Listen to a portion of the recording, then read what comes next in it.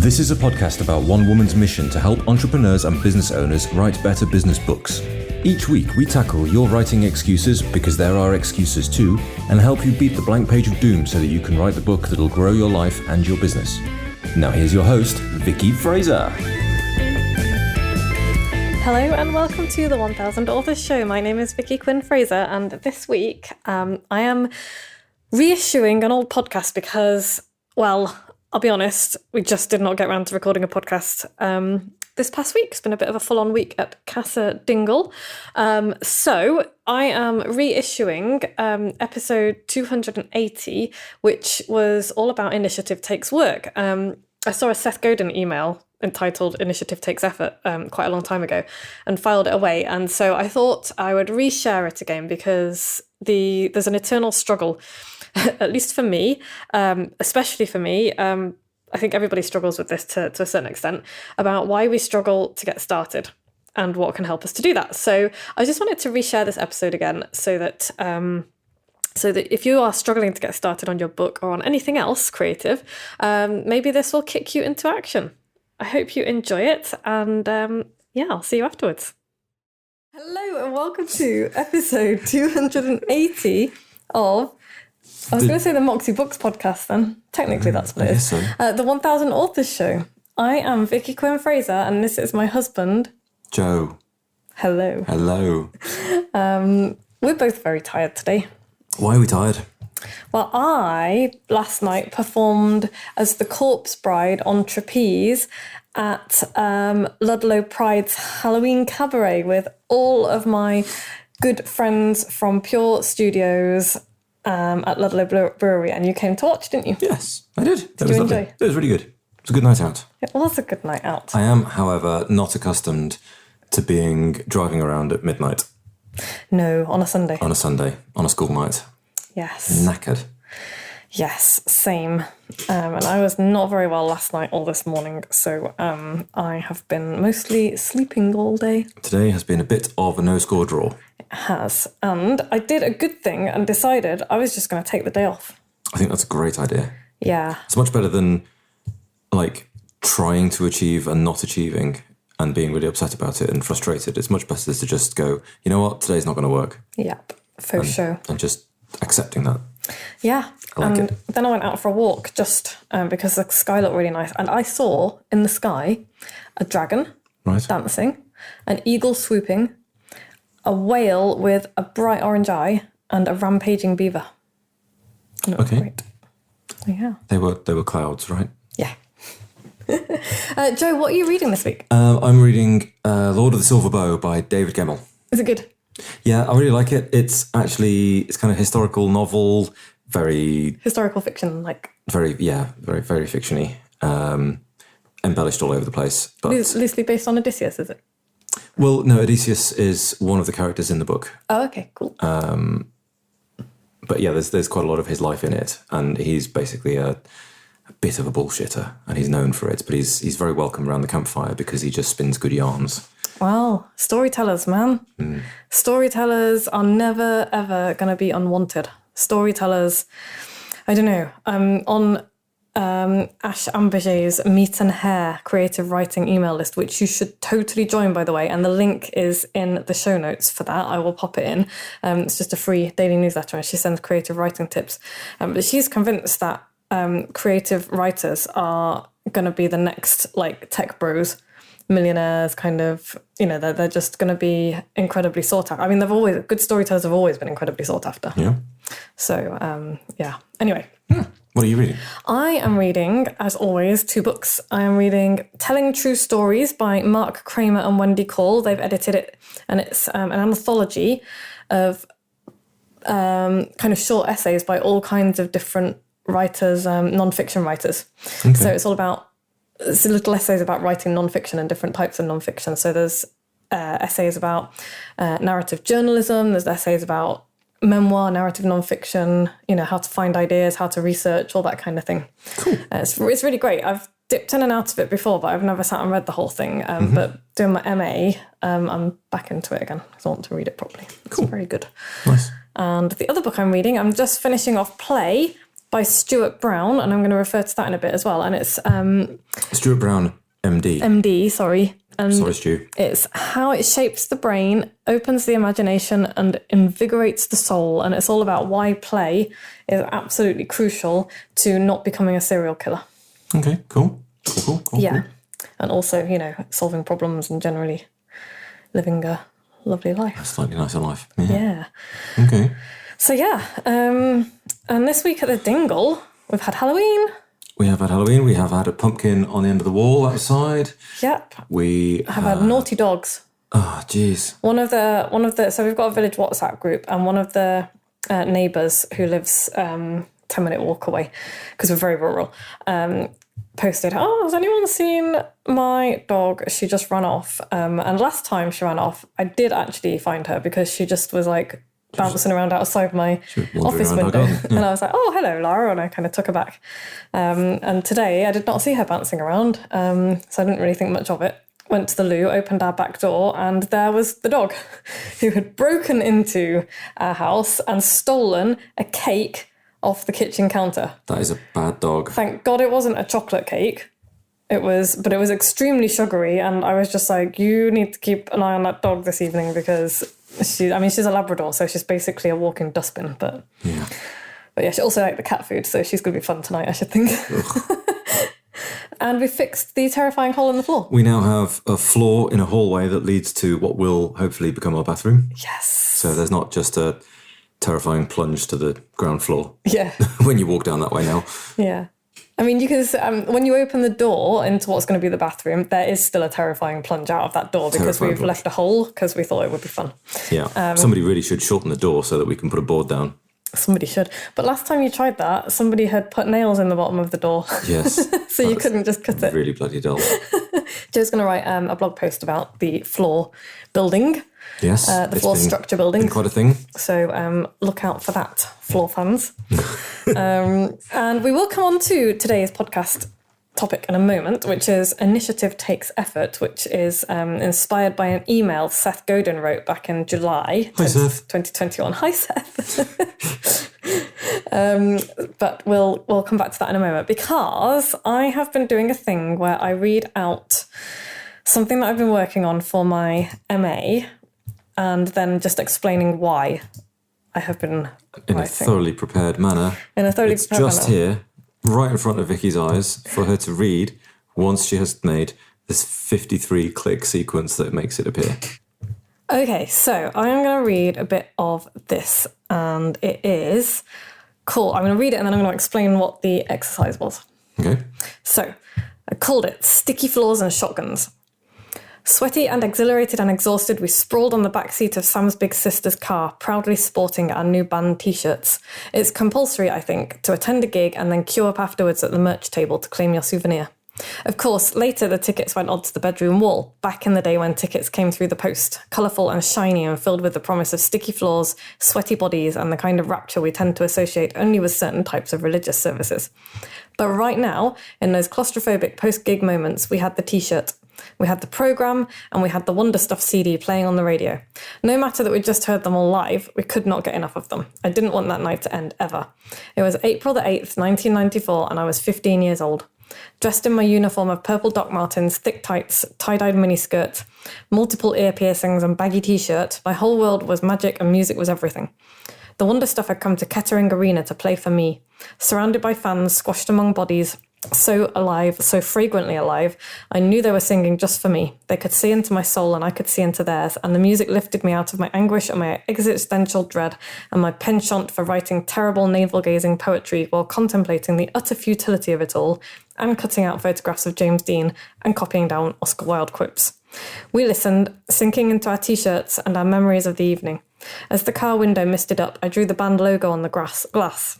Reliving the best moments, replaying the songs as 1,000 voices all sang together in my head and moved together and felt together. The CD finished.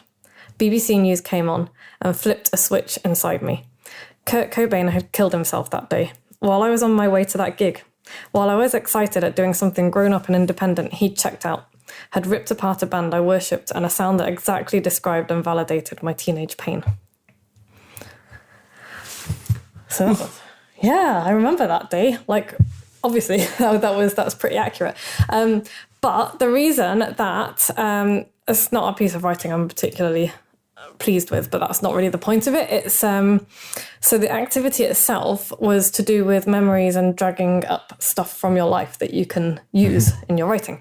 And so what we had to do was draw up a timeline of our lives, marking out dates that have significance for you and turning points that you remember. So I've done that. I've got a kind of timeline because I have actually a really sketchy memory of my childhood.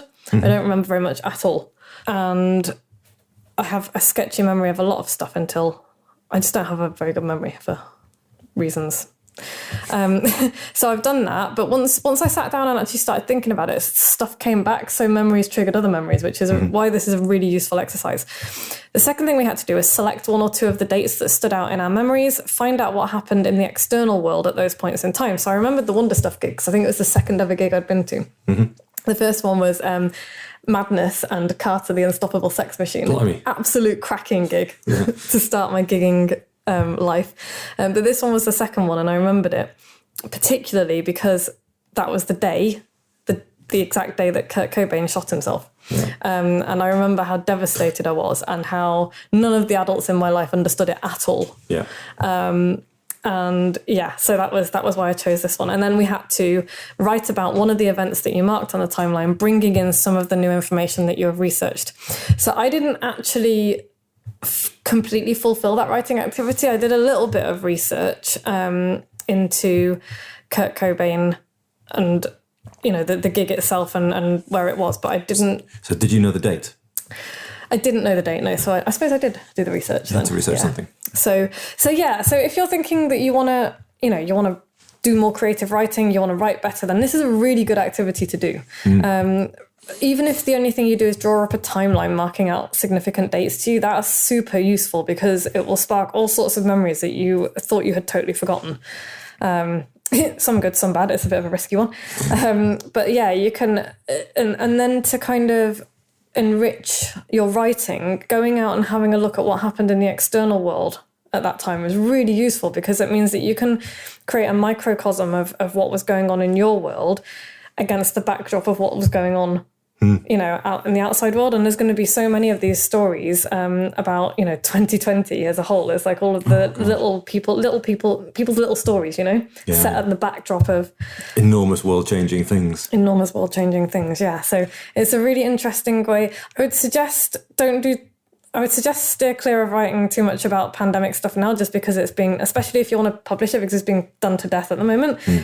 So that's not to say that you shouldn't do it, but I think it's more interesting to reach back and look a little bit further back, write about stuff with the benefit of hindsight. Yeah. So that is my creative writing tip for the day. Nice. Yeah. I really don't enjoy reading these out because some of them I'm really proud of and I don't like reading those in case people hate them. And some of them I'm really not very proud of and I don't like reading those because I'm not very proud of them. So I can't really win. Because that piece I wasn't very proud of at all. It was just, empty in my brain. Anyway, so on to the main feature of this week's podcast episode. What are we talking about? I think you need to make a trumpeting noise. Well, there you go. So, initiative takes effort. And as I say, I read an email. I'm on Seth Godin's email list. I read an email that he wrote back in July this year, 2021. And he wrote about initiative taking effort. And so it got me thinking about writing and about why I do what I do, which, in case this is the first episode you've ever listened to, I am a book coach and writing teacher. I teach people to write better, but mostly I help people write their books.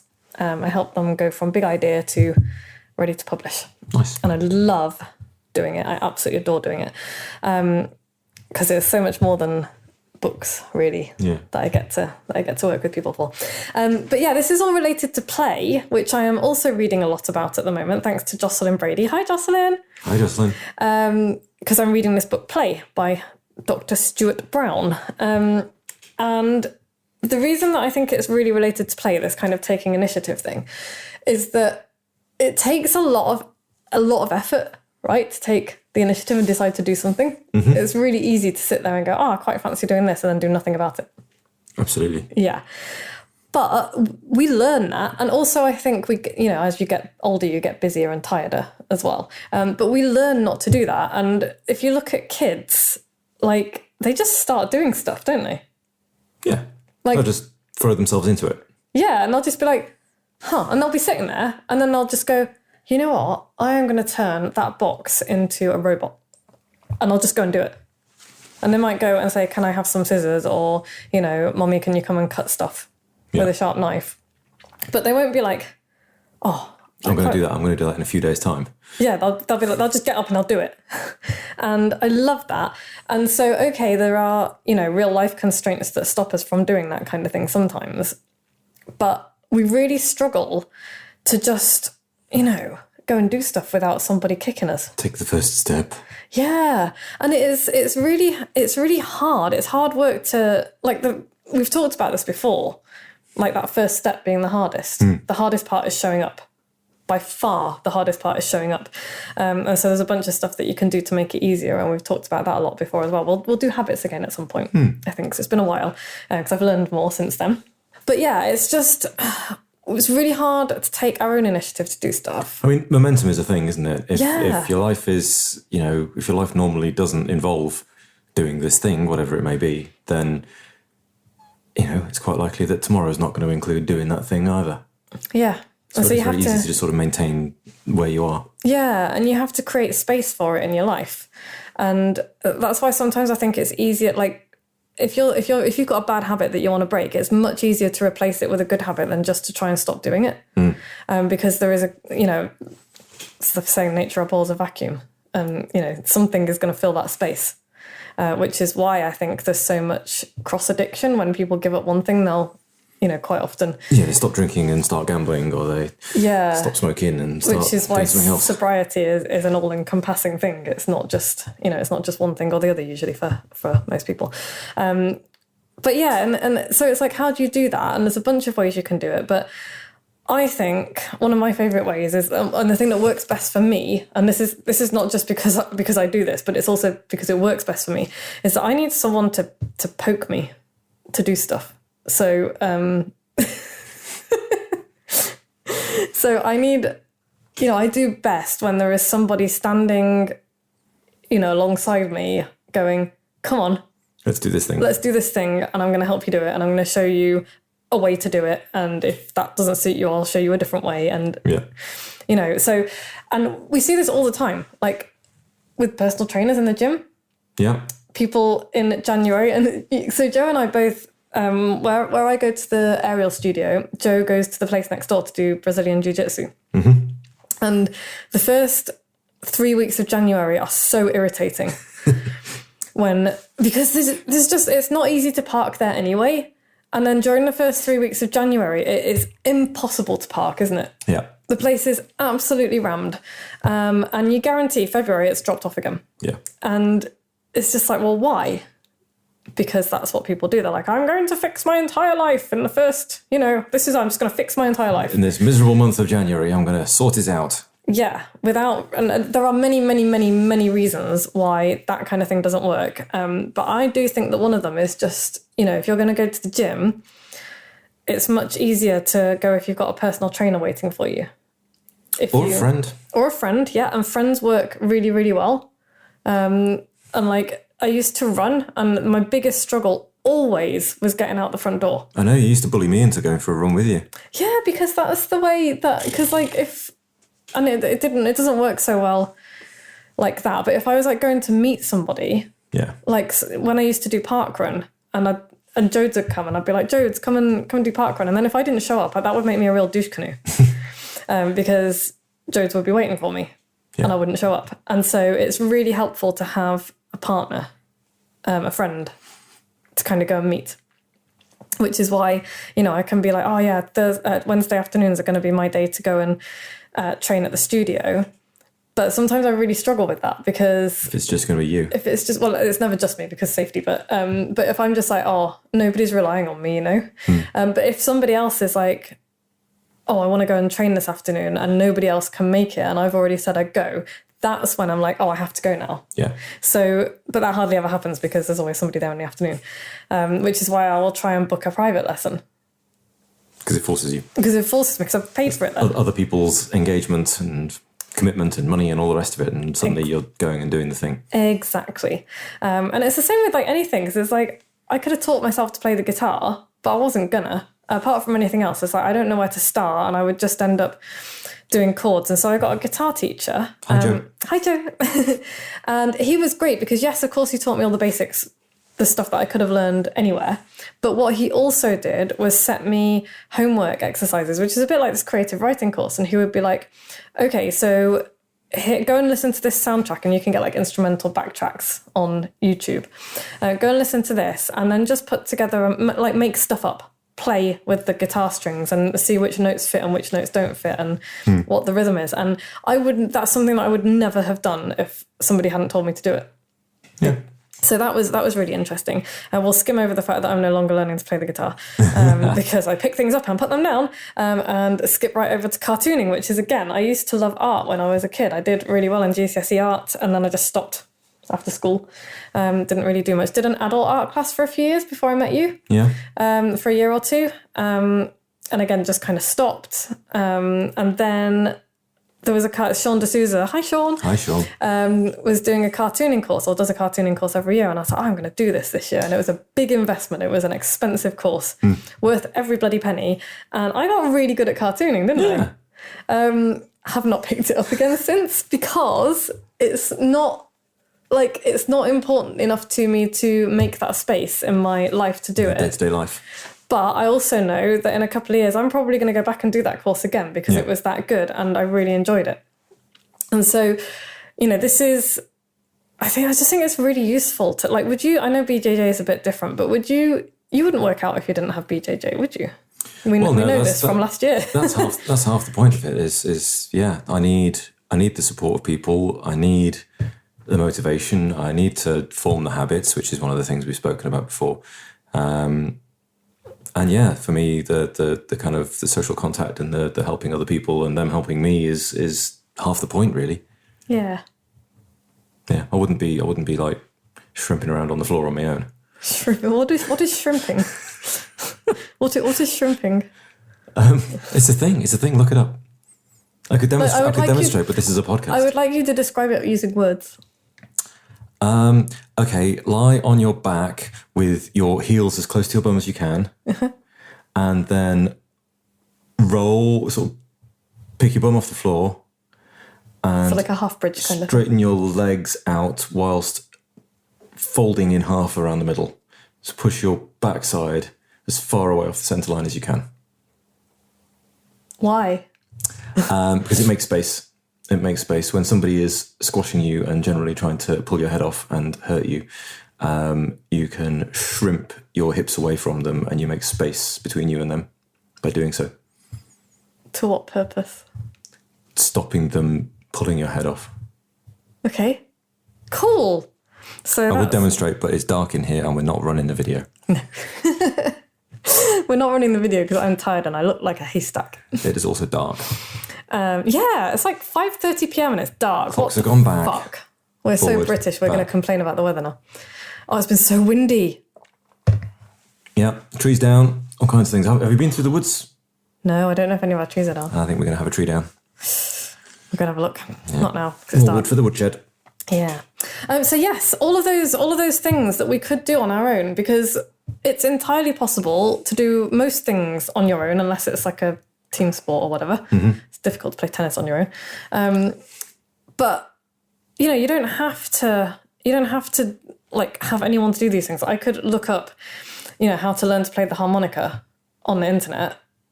But ultimately, I'm going to do much. I used to do yoga. I did yoga for years and years. I could now do yoga every morning if I wanted to, because I remember enough of it to do that. But there's no way. And so I do yoga with Adrian every morning. And I don't pay for it, but it's a thing that is in my diary. And she does these daily videos. Well, she's got thousands of them. She's amazing. I love her stuff. And so, I just pick one in the morning, or she's got this calendar, and that is, I'm just dropping interactive calendar as an Easter egg into this podcast. Keep an eye out for that. I have something brewing, free resource for you. But yeah, she has this calendar, and I am picking a yoga practice off it every day to do. I'm going to do one, in fact, after this podcast has finished recording. So yeah, and the same is for you. It's like, you're listening to this podcast and maybe thinking you're going to write a book, because that is what I do, and presumably at least you've thought about it, or why are you listening? Or maybe you just like our banter. I don't know. It's entirely possible. Yep. But you could absolutely sit down and write a book on your own. Lots of people do. Mm-hmm. But most people don't, and most people won't, because it's a really big, hard thing. It is in the category of hard things. It's like, I'm going to climb Mount Everest. I am going to climb El Capitan. I am going to write a book. Hard things to do. Hard things to do. And doing it on your own is possible, but why would you? And so, yeah, of course, I'm going to talk about writing coaches, because that's what I do. I absolutely love working with people to write their books. It is one of my favourite things, like working with clients one-on-one, and the Weird and Wonderful Book Society has been such a fantastic experience this year. It's just been amazing. But there's lots of other ways you can do it as well. You can find a writing group, writing community. Yeah. Even though writing is a solitary activity, it doesn't have to be done alone. So writing in community, get together online. And I offer that as well for low cost, is Team Moxie and the Power Hours. We meet twice a day. Well, you don't have to meet twice a day. There are 2 sessions per day, Monday to Friday, and you can come and join any or all of them. Some people do most of them. So people just drop in a couple of times a week. Get a lot of stuff done. Yeah. And it's just the power of being in a group of people and making a commitment, I'm going to do this thing in this hour, mm-hmm. and then doing it is really, really powerful thing. You can pay for stuff like this. You can find free groups. There's all sorts of stuff that you can do. There are mentors, there are coaches, but we don't have to do this stuff alone. And what is the proverb? If you want to go fast, go alone. If you want to go far, go together. All right. Yeah. I'm going to say, in fact, I can pause it and check, because I don't want to be a canoe. Yeah, no idea where that proverb comes from. Sounds like one of those things that was kind of made up. You'll often see it quoted as like African proverb, which in itself is ridiculous, because Africa is a massive place filled with many different types of people. Much culture of various types. But having just had a very quick Google in that pause, it just seems like pages and pages of white people saying this is an African proverb. So let's take that with a pinch of salt. Either way, it kind of makes sense. And there is value in going fast sometimes, but there is also value in going far. Yes. and deeper and richer and getting stuff done in a different way. So yeah, I would suggest, if you want to write a book, don't do it alone. Apart from anything else, if you've got people to help you out and bounce ideas off of, your book will be better for it. Yeah, absolutely. 100%. So what is the takeaway this week? Hire Vicky as your book coach. I think. Is that it? The takeaway is find... Honestly, if you want to learn something, find somebody to help you. Yeah. If you want to do something, find somebody to help you. If you've got the budget for it and you would like to work one-on-one to get your book from idea to published, then I am looking for a private coaching client to do my 6-month private coaching program. I'd love to take somebody on before Christmas. I've got one space that's not false scarcity. I'm working with another person at the moment, and I'm only work with a maximum of 2 people because it's just too intense for me to work with more than 2 people at a time.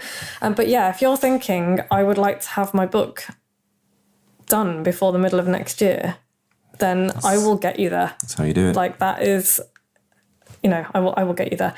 There's obviously, I'm going to say the caveat of, you have to put the work in. I am going to write the book for you, but if you have got the time and the wherewithal to do it, then I will get you there. So if you would like to know more about that, drop me an email, vicky@moxiebooks.co.uk. We can book a quick call to see if I can help you, if we're a good fit, if you like me, if I like you, if I think I can help with your particular book. Non-fiction books. I don't work with fiction authors. I don't know much about writing fiction at all. But yeah, if you want to write a non-fiction book and you want somebody to walk you through and help you get from big idea to, published or ready to find an agent or whatever you want to do with your book, then I will absolutely help you do that. Just very quickly, you get one call a week. You get unlimited access to me within kind of office hours via Voxer, which is a great little app where you can leave voice notes and text messages and things. You get access to all of my book writing resources. You get access to the Team Moxie Power Hours to come and do the work. If you're struggling to find time to do it, you get that as a bonus. And yeah, it's very cool. It's very Lots of feedback, lots of help. Feedback. Yes, it's not just me kind of kicking your butt every week. It's, we will go through the big idea, we will go through the outline, we'll go through the reader journey. You can submit work to me for us to go through in our calls each week. I will help you with the structure. We'll do the structural edit as we go so that by the time you're finished, hopefully you'll have, depending on how fast you work, it'll either be this is ready to go to an editor, or maybe you've already done the edit, maybe we've done the edit together in that time, depending on how long the book is and how big it is. So it's very exciting. It's like having an editor and a coach all in one. Nice. Yeah, and I love doing it as well. So yeah, Vicky at moxiebooks.co.uk if you are interested in that. Coming up next week, we are talking about... I think we're going to talk... I've got it written down here. Hang on. Telling lies to get to the truth. Nice. Yes, I'm going to write that there before I forget. Awesome radio. I had it written down on my paper notebook, but not on my podcast notes. Sure. So, cool. If you've listened to every episode, what do they need to do, Joe? They need to email you with a postal address, and you'll send them something special in the post. Yes. And if you like this podcast, what do they need to do, Joe? They need to go to iTunes and subscribe. They need to write reviews. They need to tell their friends. They need to give us 5 stars. Yes. And if you don't think we're worth 5 stars, other podcasts are available. Yes. Or share it. Yeah, tell people. Send people to moxiebooks.co.uk/podcast. Thank you to Podfly, as always, for editing out my nonsense. Thank you to Harriet for doing all of the bits and pieces around this podcast to get it out to everybody on social media and whatnots. Thank you to Joe for doing these podcasts with me for what seems like 15 years. And thank you to you, dear listener, for spending this half hour with us a week. Yeah. We really appreciate it. Because without you, there'd be no point. We'd just be screaming into the void. Just talking gently into a microphone in the dark. Yes. Just to hear the sounds of our own voices. Very sad. I don't really like the sound of my own voice. So. Right. Wrap it up. Thank you so much for listening to that rebroadcast of how to bloody get started with writing or anything else that you're working on. I hope you enjoyed it. I hope you found it helpful. If you did, I would love to hear from you. Drop me an email. Let me know what you enjoyed about it. Otherwise, if you would like a little more hands-on help with your book, Weird and Wonderful is happening again pretty much right now. The door's officially closed on Thursday, but if you want to sneak in, give me a shout, drop me an email, go to moxiebooks.co.uk/weird and wonderful, have a look, see what it's all about. If you want to get your book written before Christmas, if you want to get the first draft written by October, this is the place for you. So go have a look. There's no better time than now. And the world needs your book. If you have listened to every episode of this podcast, email me with your postal address and I will send you something silly to say thank you. And if you like this podcast, go to iTunes and subscribe. It will help us climb the rankings. And leave us a review. Please leave us a review. It will help more people to find us. Or if you know somebody who will enjoy this, send them a link. moxiebooks.co.uk/podcast. Joe and I will be back this time next week. We will be back with a new podcast. Until then, take care. Have a wonderful week. Thank you for listening. Goodbye. Thanks for listening. You can find links and show notes on the website at moxiebooks.co.uk/podcast, where you can also sign up for the best daily emails in the multiverse and find loads of free resources to help you write your book. We'll be back the same time next week with more tales from the book writing trenches and the latest on what the tiny sheeps have been up to.